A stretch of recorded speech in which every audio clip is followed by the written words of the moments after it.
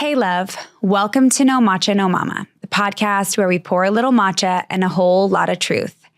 Every week, I sit with someone I admire, founders, healers, creatives, and friends, and we share a matcha I've crafted just for them. Everything here is intentional. The ingredients in your cup, the energy that we bring, the stories that we open. But this is more than just a podcast. It's a space for feeling seen, understood, and reminded that whatever you are walking through, you are not walking through it alone. At its heart, the show is about exploring how we can truly thrive through all the mess and magic of being human.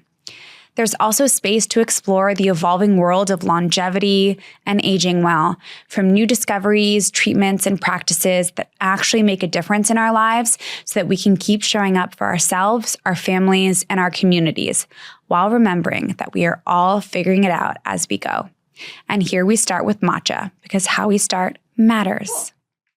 So today I am sitting down with Christina Lee. She's the founder of Graceful Spaces. Christina's work is about organizing homes that support real families, not just in how the home looks, but in how it functions day to day. So she's a mom. She's navigated some really difficult challenges and health issues that required a lot of care and intention, and her approach to organizing reflects that reality. And so I'm really looking forward to kind of picking your brain apart on how you got here, how you created Graceful Spaces, and how all of those things have influenced how you show up today. So thank you so much for being here. It's such a privilege to be here. I'm excited and love that so much of our story has resonated already. So excited to chat. Yes. So matcha, I made you a matcha. Thank you. It's with my pistachio coconut cashew milk. And it is delicious. Thank you. So I know good. it's not. It doesn't have the honey, but no, it's beautiful. Sometimes without the honey, it just allows it to spark a little more. So I love it. Thank you so much for making it. Of course. Matcha is my ritual. I was wondering, what is something that you do to start your day that really feels impactful or that grounds you? Yeah, you know what? This has changed so much season to season. There's been periods of my life where I've had more time, and that has been maybe more of a bigger ritual. And then other times, like when the babies were born, that it was a smaller ritual, or when I was going through healing versus when Graham was going through healing. So it's always changing, but intentionally choosing season to season, trying to find that one thing that resonates, has been things like taking a bath, or it's been having a quiet time in the morning. Since we moved most recently, it has been just having quiet time in the morning, just like a meditation time, and journaling. But we recently got a puppy, and so things changed again. Yes.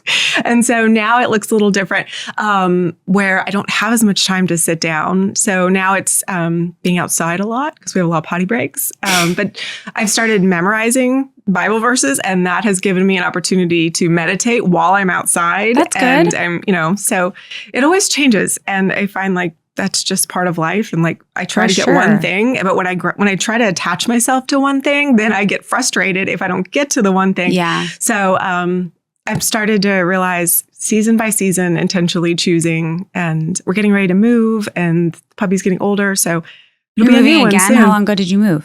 Yeah, well, we moved. So we're from Austin, Texas, and that's where we founded the business. My co-founder and co-founder and best friend, Rebecca, and I started the business almost 10 years ago. 4 years ago, my family moved to Charleston, and we had Graceful Spaces there for a little bit. Got it. And then we moved back in August. Okay. And have been doing a temporary situation, kind of getting settled and acclimating. It was a big move. Every time we move across the country, it just seemed to get harder. So we said, we'll sit here, settle. And so on Saturday, the movers come to move us into a real house. Wow. Yeah. Well, that's exciting. Yes, very excited. With a puppy and all of the stuff. Amazing. So yeah. Well, for anyone who's new to you, I want you to share a little bit, if you're open, I want you to share a little bit about your background, including your wellness journey, and how all of that brought you to where you are today, and like the founding of Graceful Spaces. Well, it's going to age me to tell you all the things. No, just but whatever you want to share. I started out, my husband and I got married when we were somewhat young, 23, 24-ish. And shortly after that, was diagnosed with Hashimoto autoimmune disease. So it was probably my first dive into like, okay, I have to take wellness seriously, food and what I put in my body. So that became my journey. I was vegan for almost 10 years and that was super healing for me. And then I got pregnant and that was a whole story in of itself. Many doctors saying you could never get pregnant. My gosh. And then I did. And I do credit a lot of that to the change in my health and the change in how I approached what food I was eating and what I was doing with my time. And also just emotional healing too, that I was focusing on.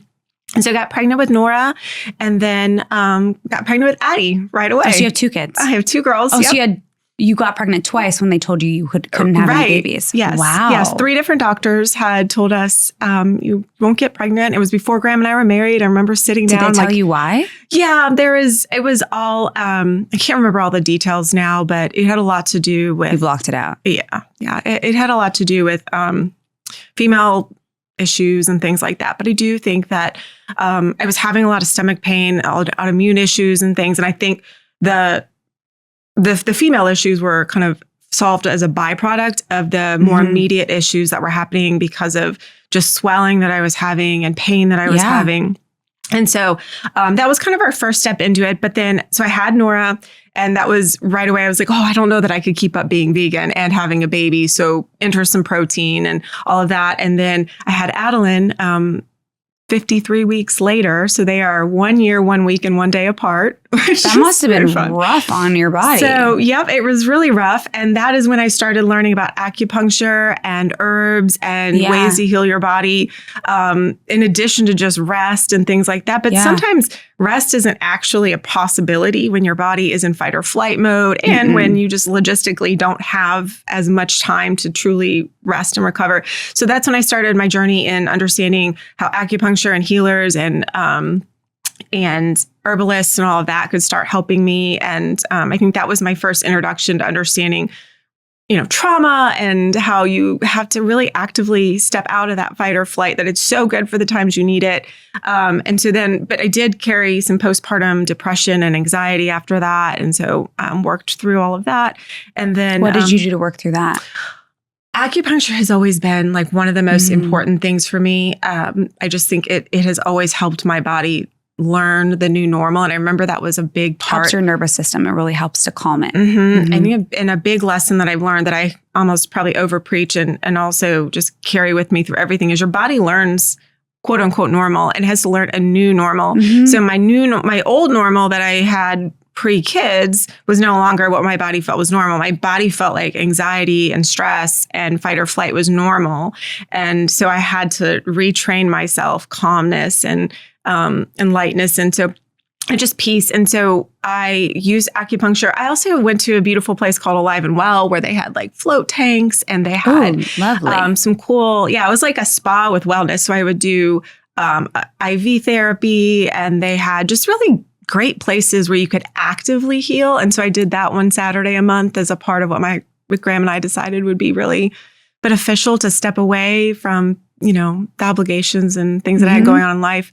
So, and then when the girls were like 3 and 4, I was on a girls trip and all my friends were entrepreneurs. And I had done that previously in a former life back in Charlotte when I owned an event planning business. And they're like, you should start a business. And I was like, no, I'm not doing that. That was so much. I have 2 little girls and I came back and Rebecca and I had met maybe a month or so earlier. She moved to Austin from New York. And she was kind of exploring like, what does God have next for me? And journaling and all of this. And so I came back and she said, how was your trip? And I was like, oh, it's crazy. They want me to be an organizer. They said I should start an organizing business. Who did?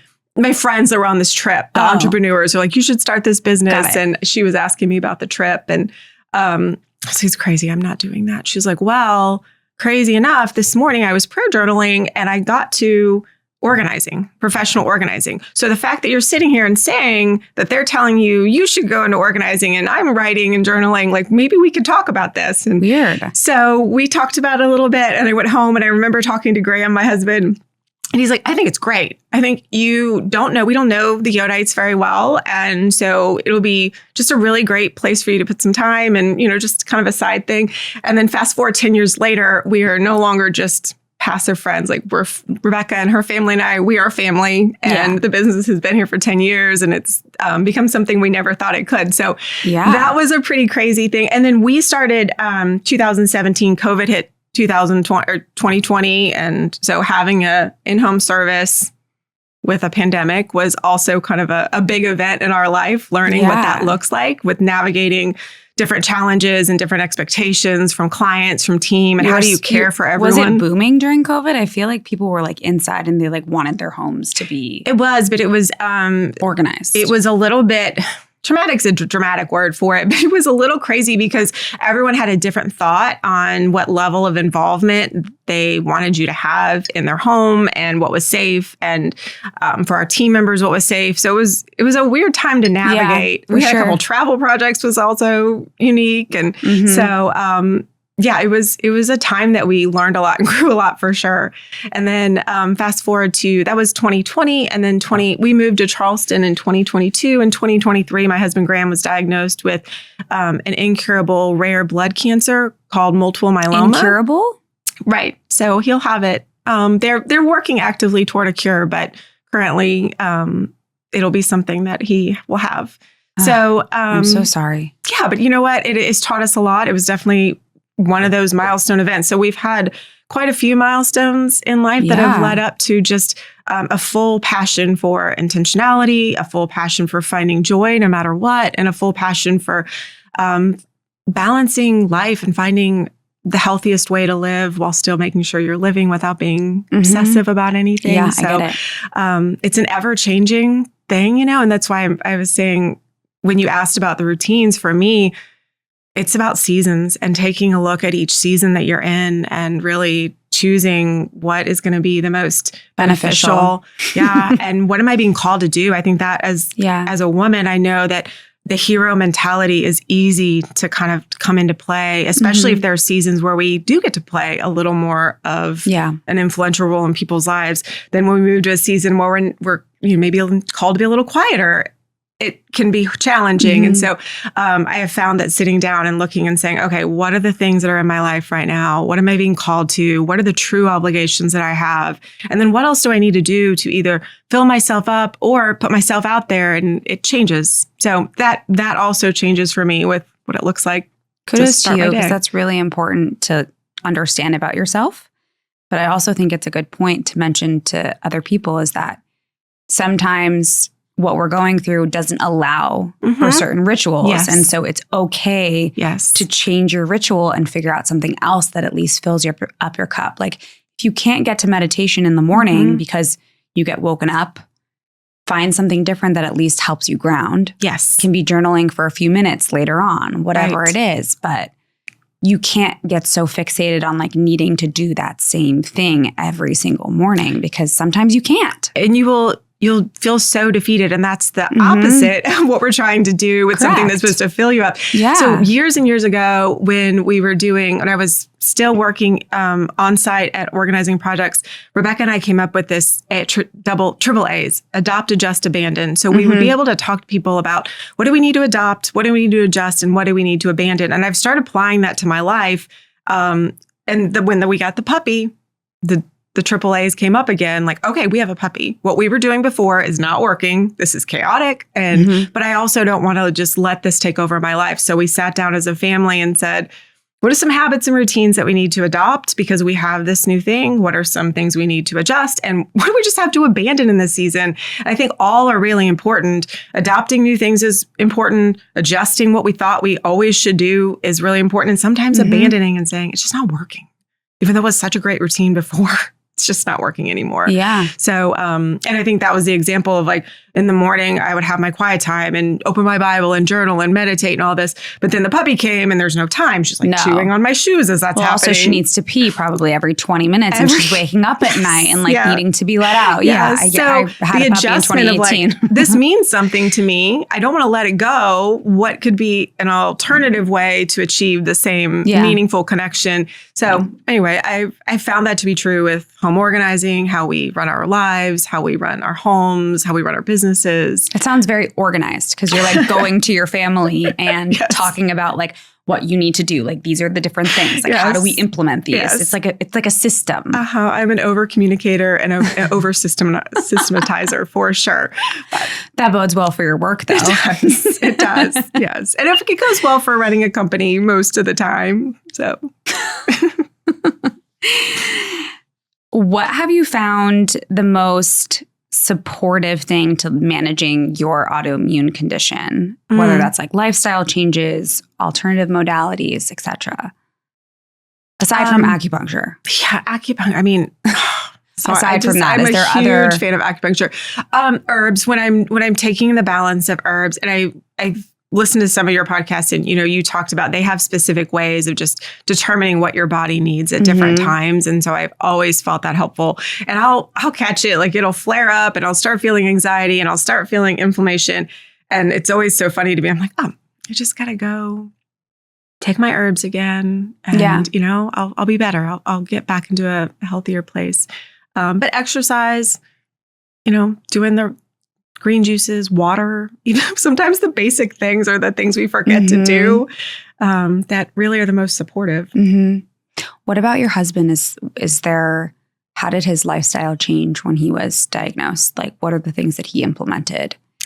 Gosh, you know what? This is a really good conversation and a really big one because there are a million things that come at you. And whether you're diagnosed with cancer or autoimmune, or you get pregnant, or you even get a puppy, you were just inundated with all of these lists of things you should do. And if you don't do, the whole world will fall apart, And so it can be really, really overwhelming. So I will tell you that we had to learn to approach this whole thing from a really balanced place. And I can't say that we always still do because it's still emotional. It's still scary at times. But we kind of came up with a system, again, of what we do. And I can tell you some of the things we've done, but I think it's important before I list all these things that we did. Our approach was that we would go month to month. We would choose one big change, one thing that was going to be disruptive in our life.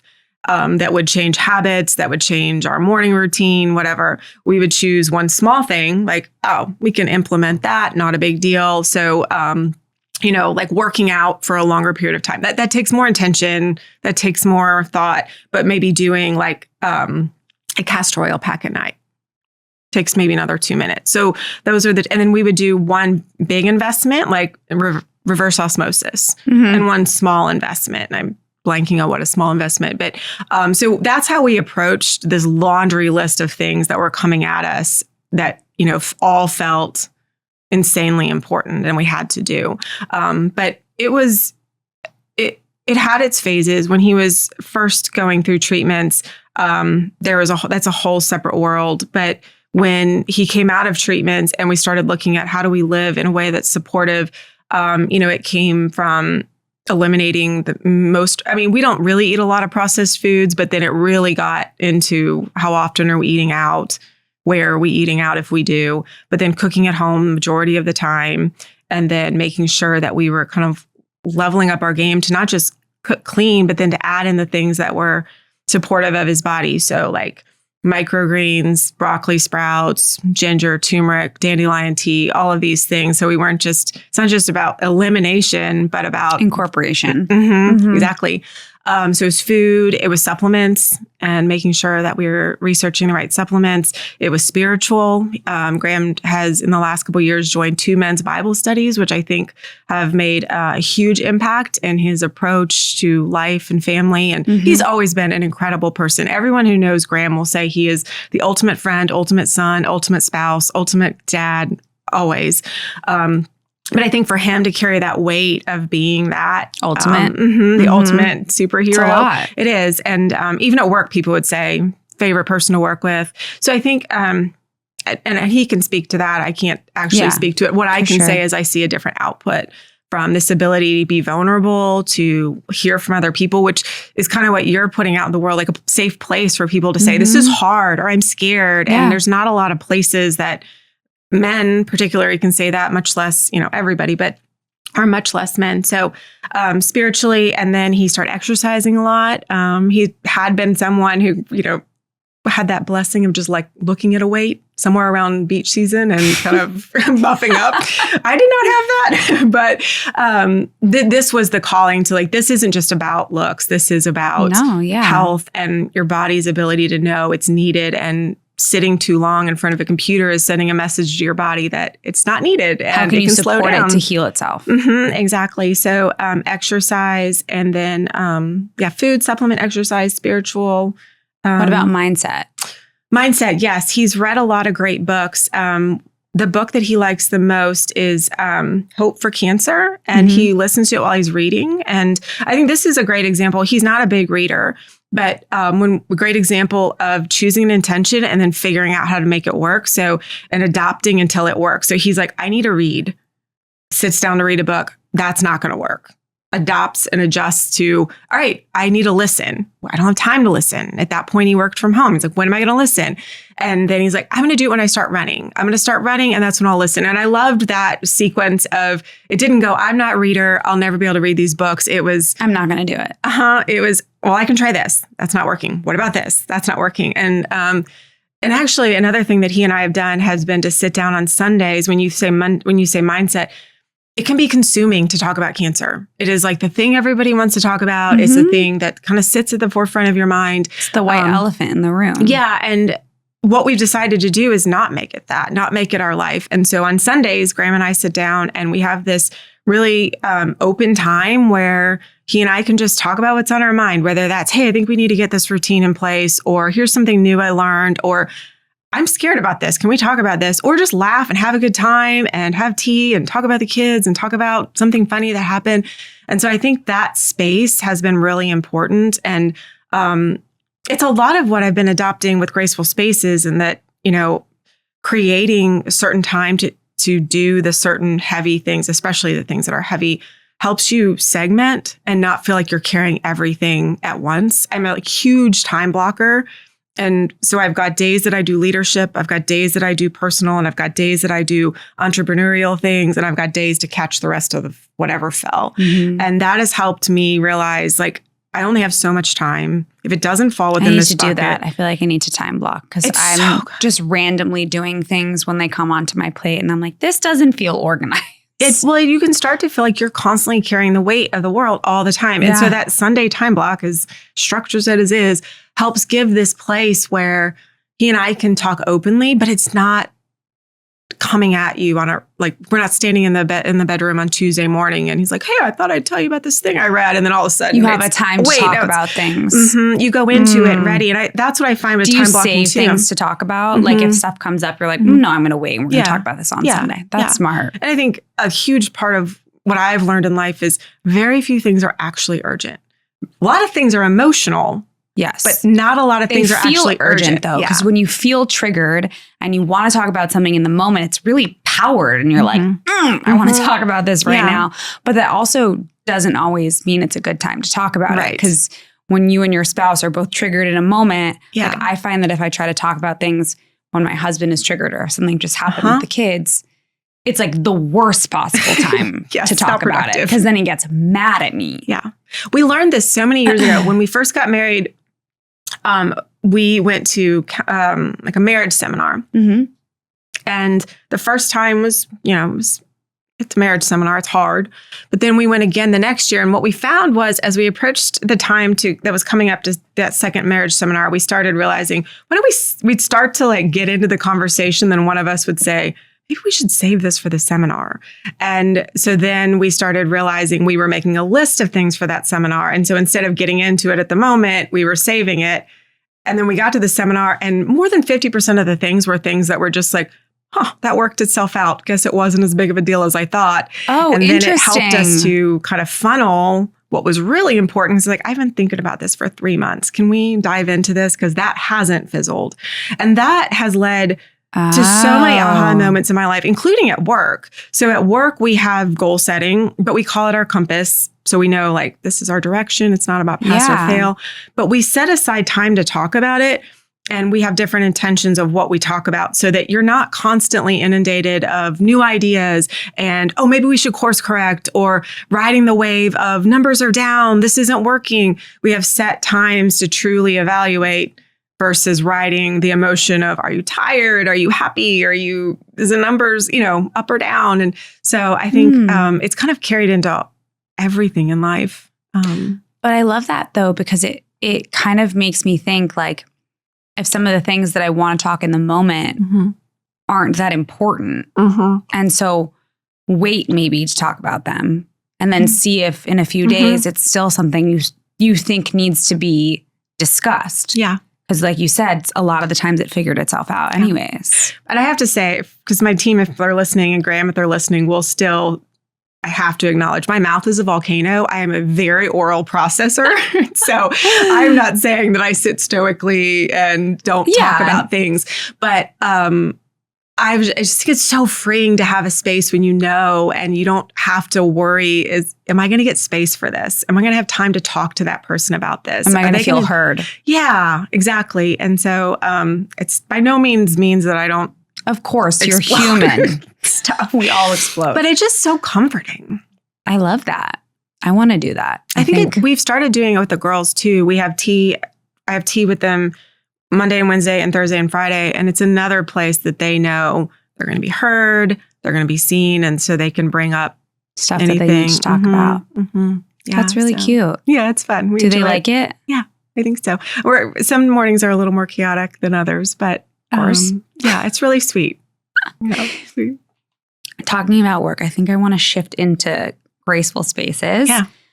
How did your health and wellness journey inform that you wanted to do that in a way? Like, how did your health and wellness journey inform the creation of Graceful Spaces? No, I don't think it was health and wellness directed to Graceful Spaces. But it is connected. Oh, yeah.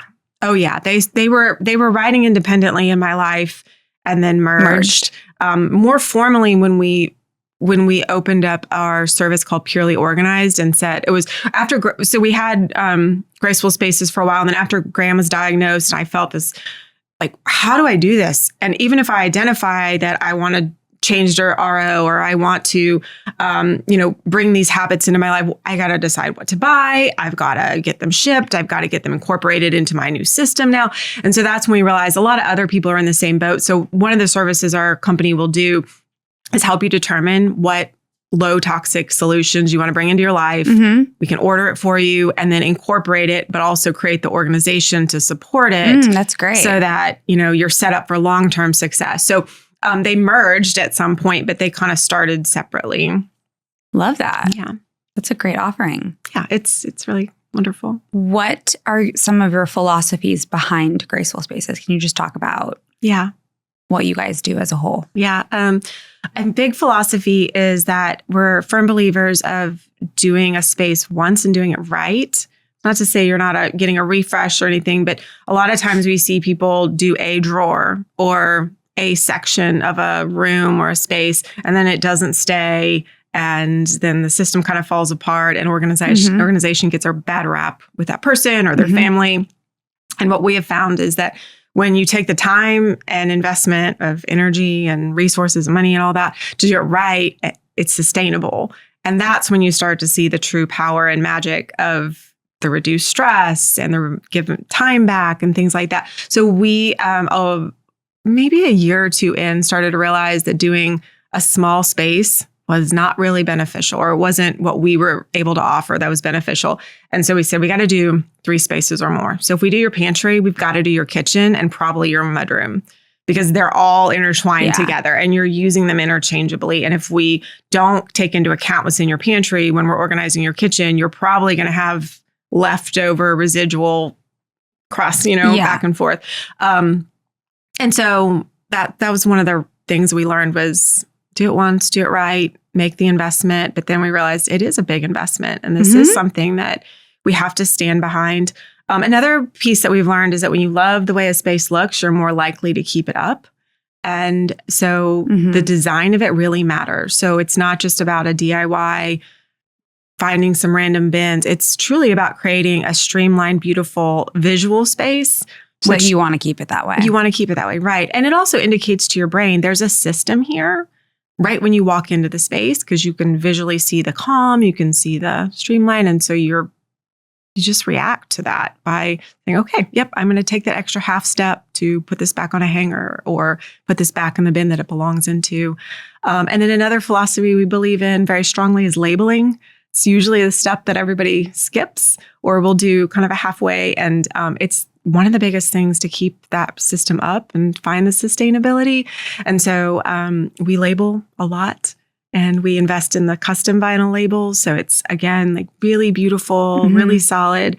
And that all compounds on itself. So when you take the time to truly figure out your system, get that down, do all the spaces that support one another, and then you put in the supporting tools, the baskets, the drawer inserts, and then add the labels on top, you've got something that is going to be really, it has a lot of longevity and it can support a lot of different people, and it helps get everybody on the same page and helps you remember what the intention of this space was. So those are kind of the baselines of what we believe. Yeah, I love have that. Seen. Yeah, I mean, it makes sense. I think that organizing just a drawer or something isn't going to accomplish much.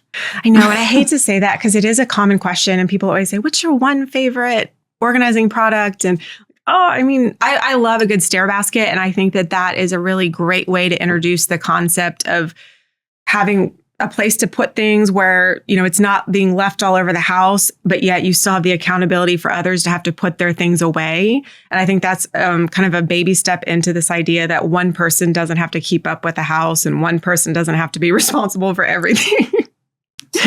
But it's such a baby step. It's a good one, but it's a very big baby step in learning and to the greater, idea that everybody can be involved in keeping up. I mean, the problem is my children are very young, so like they can't really participate yet. Yeah. And my husband doesn't really. You're so close though. They're 1 and 3. Yeah. So around 4, groceries, putting away laundry, it is possible. He's starting to want to help with things. Like he wants to wash the dishes and do all these things. Like we try to include him as much as possible. Yeah. He's just still a little bit young. You're like right around the corner. Close. Yeah, you're so close. But his desire to want to do that is such a reflection of what you're teaching later, because it's different. Forcing someone to do something is never fun for anybody. But when we can start instilling, and enjoying that and telling him like that this means a lot that you wanted to do this. But I think what we see with families is that kids want to help. Everybody wants to be a part of a team. Everyone Let them help. Yeah, but it's hard to do if there's not a system. So if you can't give a clear direction, or they're like, I don't know, how do I put this away? It's hard for anyone to feel success. But when you create a system and you explain the system, then now there's a roadmap to success, just like anywhere, school, work, everywhere we go. If it's, hey, I don't know how you're going to do it, but I hope you do it. Here's the measurement. Good luck. That's not going to be as successful as here's the program, here's the curriculum, here's the process. You set people up for success. Yeah. So we see that a lot. Yeah. How did becoming a mom change the way you think about your home and space? Efficiency and really where your time goes. I remember, I don't know why this stuck with me, but I remember when we lived in Charlotte and we lived in a condo, no kids, just had a little dog. I used to clean all the time. And my friends would buy me these little cleaning shoes that had scrubbers on the bottom. And they remember this one guy was like, how many times have you cleaned out that fridge? I'm like, I don't know, but it looks good, doesn't it? It was like my stress reliever. Yeah. And I never had to measure how effective I was or how efficient I was with it. And then you have kids and it becomes you got to get in and get out if you're going to clean something. You don't have time to make this a calming, rewarding ritual. And so you want to get it done as quickly as possible because you have to get to the next thing. Yes. So I think which is sometimes laying down. Right. Exactly. I think it helped me realize it cannot be an ongoing thing. You've got to have a system. So groceries are once a week, cleaning the kitchen, deep cleaning the kitchen is once a week, or wiping everything down is once a day. You cannot obsessively do it and keep up with everything perfectly once you have kids. No. But you can't also just let it go.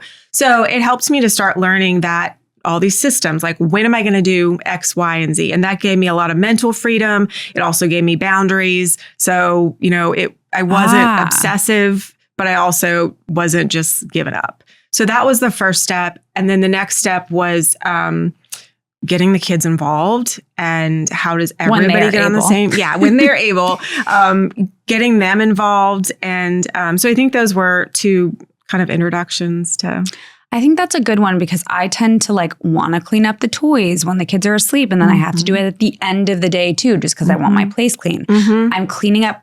The problem is I have a glass dining room table. And after every meal, I need to clean it because it's literally gross. So I'm literally cleaning while people are still at the table. I was like, this needs to be clean. Yeah. That's one thing I have to obsess over because I don't know what else to do. I can't sit down to different meals. Yeah. You know what I mean? Yeah. We have a white table and I still feel like every meal it has to be wiped out. Having glass. That's... Yeah. You got the underside of it too. Yes. So I have to clean both. Yes. It's not fun. I go, Justin, I go to my husband. I don't want to get another glass table. He's like, but it's so easy to clean it. And I was like, you see everything. And I'm cleaning it 5 times a day. Yeah. Yeah. That one's a lot. Maybe start with working on that being a chore that the kids could do. So my son already wants to do that. He loves cleaning too. Yeah. So that's a good thing. Yes. When someone feels overwhelmed by their home, where should they start? What's one place to start? Overwhelmed by the home. I mean, I think, like I said, it's hard to answer that question because I hate the weight of the fact that it's not just, I can't offer, hey, just go clean underneath your sink and all of a sudden your life will be better. Well, I guess if someone wants to start to organize their home and they can't hire, where should they start? Yes. That's a better question. Well, and I think it's such a good one. And I just like to caveat it because I just don't want to tell someone something that's not true and have them feel like, wait a minute, I organized underneath the sink and now that didn't help. But I think I get it. It feels good. But that's kind of like what you asked me. It feels good like it used to feel good to organize my fridge and clean my fridge prior to kids. But it's not going to make that big impact on did it really lighten my load as much as the system of kind of setting a schedule. So I would say the first thing to do would be to maybe set some boundaries. Well, sorry, I'm hitting it from two different ways, but spaces to do first would be community spaces. In my opinion, kitchen, pantry, and laundry are spaces that everybody in your household uses. And when you can get everyone on the same page in especially kitchen and pantry, you're going to feel a lot more of that shared ownership. And suddenly you can feel a lot more like, hey, everyone's on the same page here. And I think that's really impactful. A lot of people think, well, what if you should do your primary closet because no one else touches that? So it'll be able to stay up better. What I have found is most people don't see that one through. It's very hard to fully organize your own primary closet. Yeah. A lot of emotions sit back in there that you don't know about. And then you get halfway through and you're like, oh, this is way better than it was. That's good. But you never get over the hump that makes it sustainable. So then you end up in the same old routines. And it's the same thing like what I was sharing when I learned about coming out of postpartum anxiety and depression. You got to learn a new normal and it's uncomfortable and you got to invest in it. So I find in the primary closet, there's a lot of slip back to the old ways. So if you do a primary closet, you got to commit to the end. And that usually takes some support to get there. But kitchen and pantry are two really great places that you can start seeing some day-to-day success. You use it every day. It impacts you and impacts your family. So those would be the spaces that I would start with. But because we've found it hard to find, if you go through the steps of organizing and figure out where you want everything and then choosing the right bins, baskets, and tools, and then you go through the process of labeling, that's a big commitment. And it can be confusing and it can be frustrating. You buy the wrong thing, it comes broken, you're returning. Yes, right? How do you use a Cricut machine? I want the vinyl labels. How's it work? So we actually started a virtual service so that we can have people call. You can either do a virtual guidance where you do a FaceTime type of situation, or you can send us your space and your plan for it, who's using it, any questions, what you're running into. And our team will send back what we call a curated product plan and tell you what baskets, what bins. Oh, that's what's great. Fit, I'm guessing that's cheaper than the in-house. Yeah. So it's still very much DIY. Like you're doing it yourself, but it's this amazing support. But you're given the system. Yes. And it helps you get through those periods of, I don't know, I give up, and picking product, it's like kind of like interior design. You're like, oh, I bet I could do that. Then you get in there. Oh, how high is that? How wide should that be? I don't know. That doesn't look right. So it's helpful to have someone with that professional eye who's done it for years to be able to say, oh, it's just one small tweak. It's hard to know where to put things. Yeah. And what to do with it. Like my sister-in-law is an organizer. She's a professional organizer. So she's done different parts of her house and it's so nice. I think I need a refresh, but I think we're moving soon. So I'm like, It's exciting to be potentially moving. Yeah, we need a bigger space at this point. Yeah. But I love having my space organized, but sometimes keeping it up is a little bit difficult and things get put in different places. And then especially if you have like people cleaning your house, things don't get put back. And so it's like... Well, and so this was the dilemma that we started with when Graceful Spaces first started. We realized, like I said, it's multiple spaces and it's also taking a holistic view of the house. Say, where should this really be? And an example would be like medicine, like Tylenol and Benadryl. If you don't take a holistic look at the house and say, this is our medicine area for everybody. This is where medicine sits. If you don't do that, then you end up with half a Benadryl bottle here, an empty Benadryl bottle there. And then you're like, where is this? I need it. So we, when we do an in-home project, we map out the whole house or all the spaces we're going to do to decide where are those zones going to be. Travel zones, medicine zones, like things that kind of can disperse through the house and then end up with that question. Games, toys, all that kind of stuff. So, that helps a lot with that sustainability and the question of where does it go and other people helping to keep it up. So for sure. Right now, our medicine area is in our hallway. Like we have a zone for it. Like we have like a drawer for it. But my son can get into it. And he's not doing it right now, but he was a little while ago. He would literally take medicine by himself. And we were like, Dino, what are you doing? Like I found him, he was upstairs. We were downstairs. He was upstairs. He was really quiet. And we were like, what's Dino doing? He has to be up to something. Yeah. He was upstairs in our bathroom taking liquid ibuprofen. Oh, that's scary. And we were like, how much did you just take? Yeah. Like, we need to know. And he showed us. And I was like, Justin, like, luckily, like that's not a big an amount for like an infant. Like he's going to be okay. But he's done it multiple times with like more natural stuff. And we were like, you cannot take this by yourself. Like it is not safe for you to just take this medication. Like it could be harmful. Yeah. Like we know that you take supplements and other things like that. And that's okay. But like, please don't take it by yourself. Like for some reason, he like wants to do it and he wants to get in. Sounds like a very independent little gentleman. Yes.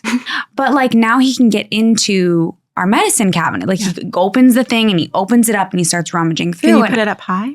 I don't know where else to put it because it's in a drawer and up high is like a shelf and we'd like never. Yeah.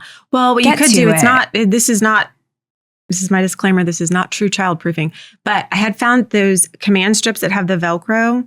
If you line your drawers on both sides of those and then shut the drawer, it takes a really good little pull to open it. He'd figure it out. He'd figure it out. Usually it'll He can open the baby proofing stuff. Well, I had two that were 12 months apart. One would come up with the idea and the other was really athletic and could execute the idea pretty easily. And so I tell them all the time, it was very common to find them dancing on a table somewhere. Like, what are you doing? It's true. Like all the baby proofing in the world still. Well, he can open the baby gate. He can open we have two different kinds of baby gates. He can open both of them. He can unlock one of them. He can get into like the cabinets. They all have both like double pronged. He can open it with a double prong easily, goodness. Like everything. And I'm so like, you're just busy. And now he's going to get a partner in crime. Now he's going to open it with for my daughter. Yeah. And now he's got an audience for it. So it's going to be really fun. But we have to figure out I need to figure out another spot for the medicine because it's too low. Well, you could also consider getting something that locks, like a bin that locks or something that he can't get into. So it's still low, but I have nowhere to put that. Yeah. I don't have space. it's another problem. But we're going to move soon. So maybe I'll just. Yeah. Anyway, it's just an example of. Yeah. Well, it's true. I mean, like how we live in our home it matters and it's hard sometimes. Yes. And that's where, even if you are someone who is super organized, life throws things at you that you then need to intentionally reevaluate. Yeah. And sometimes it takes having a life coach or a professional organizer or just a friend come in with a fresh perspective and say, like, this is what you need to do. This? Because we get in our thought patterns that are the same, because it's always been that way.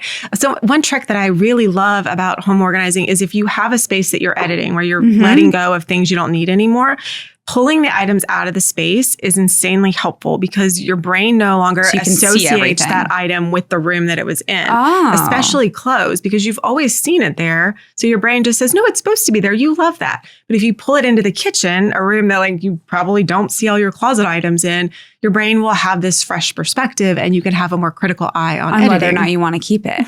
So that wouldn't work for like a bedroom. Like, you can't bring it into your bedroom? You could. Or you could. You could. I like the drama, like the drastic difference of a space that you'd never see it in.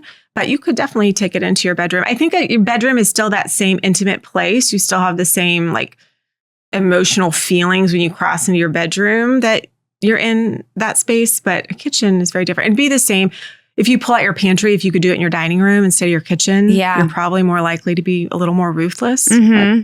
Good too. I love editing. I love getting rid of stuff. It's like one of my favorite things to do. I love going through and like, you know what? I don't want this anymore. Yes. Ask my girls. When we are getting ready to move, we made the decision since we've just recently moved to send the girls to Graham's mom's house. And so they have said quite frequently, we're moving, but we're going to be living our best lives with Nana while you guys move. And normally I want them to be involved in the move. And normally I want them to experience the strategy behind it and even the stress, because it's important to know you'll get through this. But we just did it. And so they're going to go there. But their big request is don't throw anything out. Set it aside for me. I will. Well, a little bit of trauma there. Don't edit my stuff. My mom held on to everything. And when she passed away, we hired organizers to come in and help us. Because there was so much stuff. My sister and I looked at each other and we were like, what do we do with all of this stuff? Like, her house was quite large. She had something in every nook and cranny. It's so common. She kept so much stuff from our childhood. We were just like, why is this here? Yeah, it's unfortunately so common. But speaking of kids and editing, something that we have found is that it is so important to teach children to edit. And while I joke about them having to get rid of stuff, I think it's a very important life skill that they need to learn. How do you teach them to edit? So for little kids, what we do is have a treasure drawer. It's a place that they can bring all the Chick-fil-A toys or all the papers or whatever it is that they like, the things that we're pretty prone to like toss straight in the trash. Which is what I do. Squishies and they're like sticky, and then I call them like lint traps because they just get disgusting. That sounds gross. But they mean something to the kids. So having a treasure drawer or a treasure bin where they can put those things. But then when it starts getting filled, now they start learning the concept of we're at a capacity, we're at a room. And so now we need to work within the boundaries that we have and take out the things that are no longer serving us or no longer resonating. And so you start teaching this concept of there's only so much space and we don't need to overflow to another drawer. We need to evaluate what's in our life. And this applies to our habits and our friendships, our everything in life, right? But we need to take it out and we need to look at it. And oftentimes we find, just like our earlier conversation, that some of these things that meant something in the moment just served a short period of time. Yeah. And they were important and they deserved that space to go in the drawer and be called a treasure, but they're not a treasure forever.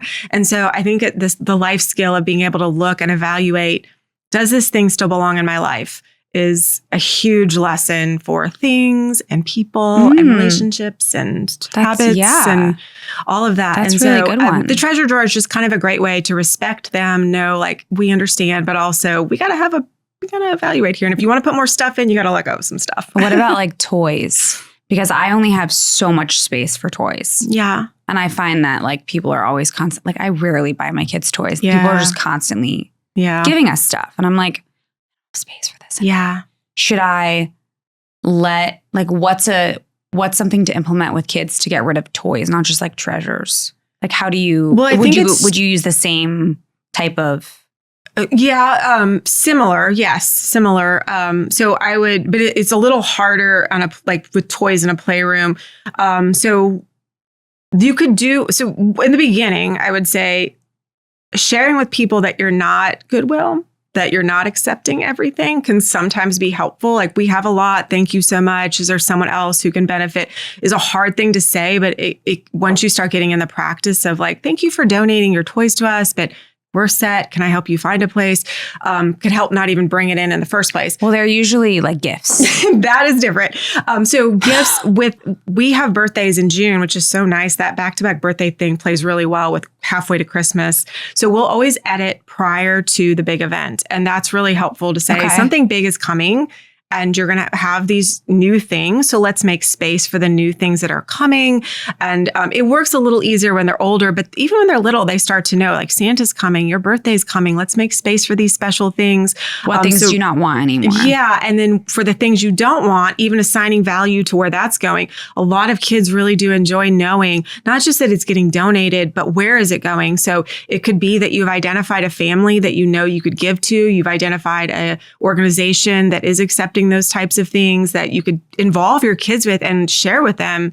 This is our way of being able to give back. Kids really resonate that, just like they want to help with cleaning and cooking. They may not fully get it, but you're introducing a concept of generosity and also the helping with the feeling of, I don't need to hoard everything. I don't need to hold anything. And that too, just like things, it expands to your feelings. It expands to your relationships. It expands to so much more. And it's just one small thing. You make it about that, but it's about so much more. Yeah. So I think it's just the concept of letting go. And it's so funny because we did get that puppy and there are things that they're teaching us. And one of the things is like, if you're teaching your dog to not be possessive of its food, means when your dog is eating, you walk by and offer something that's more valuable. And then your dog realizes that it doesn't have to hoard this food because something better is always, another thing better may come along at any point. And I think it's the same thing in life. Sometimes when we think this is the best that I'll ever have, I can't let this toy go. I can't let this thing go in my life. So I don't know, maybe that's taking it too far, but I think I've seen that play out. No, but it's like a lesson. It's not. It's just a lesson about life. It's not really about the toy. I think when people hold on to things, they're afraid. It's usually out of fear. Well, you fear don't want to let it go. Something better. Yeah, fear that it's not because this is the most valuable thing and I use it every day and I love it. It's if I lose this, something better won't come, or is this not going to fill the void, or I might not get something better because they may not feel like they're worthy of something better, right? So they think that they need to hold on to something so tightly. Right. They're also afraid of change, so they don't want things to change. Yeah. I mean, there are so many different. So I'm a big proponent of editing, and I know that with kids, I wouldn't go into the session saying, "Hey, let's edit together at 3 years old, and you're gonna successfully get rid of everything in your room that you don't need." But I do think you do it because the first round of doing it. Well, so when girls are little, I would do the first round, trash, like full trash, broken, like. We don't need to spend our energy together on this. Then I would have them come in and start talking about, what do you need? What really makes you happy? What do you really play with? And would you ever give a number of like how many toys you want to give away? Yeah, that's really helpful because you have a goal. It's also really helpful to have a maybe bin. So, and this is helpful for adults too. Like when you are kind of stuck, you get decision fatigue after a little while, or those you don't know what to do. Like that maybe bin. If it's a maybe bin, and then come back to the maybe bin, and 9 times out of 10, give that stuff away. Yeah, you just needed a little permission instead of a force of I have to let go of this. And so by loosening the pressure, giving the permission, making it their decision, but not putting it back. Like the decision isn't, sorry, you're not sure, so we put it back where it belongs. It's kind of like editing in another space. It's like, let it sit there for a little bit and see if you really want to put it back. Another really great thing that helps with adults and children is pull everything out and don't make decisions on what you want to let go of first. Put everything you love back in. And then see what you want to add. But a lot of times when you see everything you love and you need, you don't want to add anymore. You realize that you have everything you need and that this is enough. And that same concept and fear of like, if I give things away, that I'm not going to have anything left. Start by putting in what you love, see that it's enough. And then it's much easier to let go of all those things that, you don't need anymore. You don't love anymore. So Yeah. A lot of different ways to approach it. I think that it's helpful to take some of these concepts and write down the ideas and then determine consciously what applies to you and your situation. Because just like everything in life, whether it's healing from something or going through something difficult or editing, organizing, there's a million ideas of what you can do. And you do need to sit down and say, okay, which ones of these are resonating? And not just resonating, but which ones are actually possible given my life and my situation. So that's kind of how I've always approached it at different times. It's a great way to approach it. Another one that's helpful is on the front end. So with the girls, I have found for clothes, we go shopping in seasons. And I've started doing this for myself too. So in the spring and in the fall, we do a big shop, which is really fun. And it's complete. Like we look for outfits. We do top to bottom and we know exactly what we need. Prior to going on that shopping trip, we edit out the closet. What doesn't fit, what's broken, what's damaged. What do you not want anymore? Right. And pull it out. And then we count. Okay, so how many days a week? What are our lifestyle? So we need approximately 3 pairs of jeans, 12 pairs of shorts, whatever it is, count up what we have. That means we need to go buy 3 shorts, 1 pair of jeans, 4 tops, and we write that down. So then when we go shopping, we're going with a goal in mind of what do we really need to create a well-rounded closet versus, oh, that's cute. I love that. And not to say we don't do that and that's not fun, but we go with intention. And then after that's done, I can walk away from that saying they have everything they need. Anything we buy outside of these big seasonal shopping sessions are an extra. So it's easier to make the decision as a parent.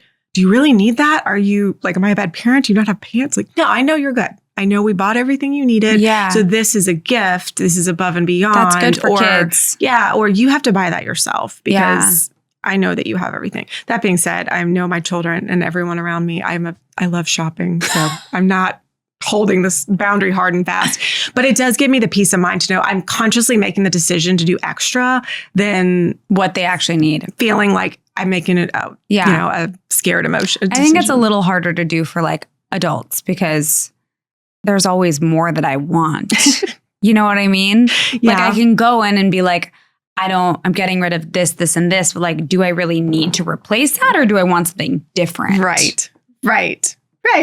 I don't know. It's a little more complicated because like you also go through there are like different styles that come out, right? And you like want to like explore different things that you didn't even have. Yeah, it's so true. I think it might work for me because I'm pretty, I wouldn't say basic. That's not the right word, but obviously I'm pretty neutral in my color palette and everything.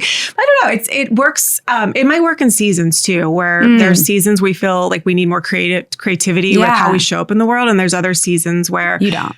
Yeah. So agreed. I mean, it's a good system to like keep in mind. It's not for everybody, that's for sure. But it's a good place to start. What I love about sharing ideas and listening to other people share how they do things is it's a springboard to think differently. For so you don't have to take this concept and idea, but you could say, that doesn't work for me, but the idea prompted a new idea in my mind and we're going to try something new. I am very much an idea generator. I love coming up with new ways of looking at things and new ways of thinking about them. So that's beautiful. Yeah, it's fun. Yeah. Do you have any more tips that you can think of off the top of your mind?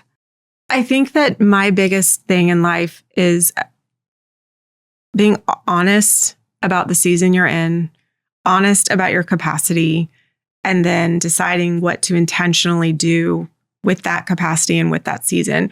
For myself, for my team, for my friends, I think I see in this fast-paced world, do more, take on more. And then we walk away with this constant list of never-ending to-dos. And we constantly feel like we've never done enough. And so when I step back and say, whether that's my space, my life, my capacity, my emotional resources, whatever it is, what's really happening in life right now, what's really calling my name, what do I really have time for, and make intentional choices, it helps me so much. And knowing that it's not forever, kind of defining a boundary of I'm moving. So from now until probably end of school, this is a new way of operating. I'm going to think about things differently in June. June, we'll make a new plan for the rest of the summer. So when I think about it like that, or I think about, when I think in seasons and apply it to my work, my family, my emotions, my routines, and our things in our house, it's a lot easier. Yeah. Yeah. It's a lot easier for me to not feel like I'm taking on everything all at once. And so I think I love that. my most important lesson in life. I want to ask one more thing before we wrap. Yeah. If you could go back and tell something to your younger self, what would it be? If I can go back and talk to my younger self, I think I would tell myself to slow down and just be, so cliche, but be in the moment more and be present more, and not be looking for the next thing, be excited for the next thing, but live in the thing I'm sitting in right there and enjoy it and take it slower. Yeah, that's beautiful. I think as kids, we always want to grow up. We're like in a rush to like be older. Like somebody asked my kid how old he is. Like, I'm 4. And it's like, you're not 4 yet. Yeah. Like, but I remember doing the same thing. I like always wanted to be older. And now I'm like, I don't want to be older. Yeah. I want to be in the age that I'm in. I don't want to get older. I want to stay young. Yes. And like, you wish that you could tell them that. I so agree. And I think whether it's something when we're trying to get to the next exciting thing, or we're trying to get out of the uncomfortable thing, we're just always trying to move to the next thing. But when we find there's beauty in all of it. And one of the things I've started a side piece of Graceful Spaces called Graceful Living. And it's just kind of like your No Matcha, No Mommy, a place to show up and just share with the world and inspire and put out what is in my mind. My kind of what came up for me was finding joy in the midst of uncertainty. And I think that applies to everything. And whether you're in a boring moment, a crisis moment, a hard moment, or a joyful, exciting moment, being present in that, there's something beautiful in all of that. There's joy in all of that, but it takes intentional focus for sure to find that, especially in the harder times or the boring times. So I would tell myself to slow down and learn to find that earlier on. I love that. Yeah. I'm going to end with a little prayer. Yeah. May we carry what we need, release what we don't, and stay open to the magic that is still unfolding. Thank you for sipping your matcha and sharing your heart with me today. Cheers. It was so wonderful. Thank you. Thanks for listening to No Matcha, No Mama. If you love the episode, share with a friend, leave a review, or come say hi. My Instagram is @DinaDL, and you can find me on TikTok @No Matcha, No Mama. If you want to connect with my amazing guest, Christina Lee, you can find her on Instagram @Graceful Spaces Organizing, and her website is just Graceful Spaces. They offer a variety of services from in-house to virtual. And please don't forget to subscribe to my YouTube or my Spotify or Apple, all of them. I would so appreciate it. And remember, thriving takes intention. See you next time.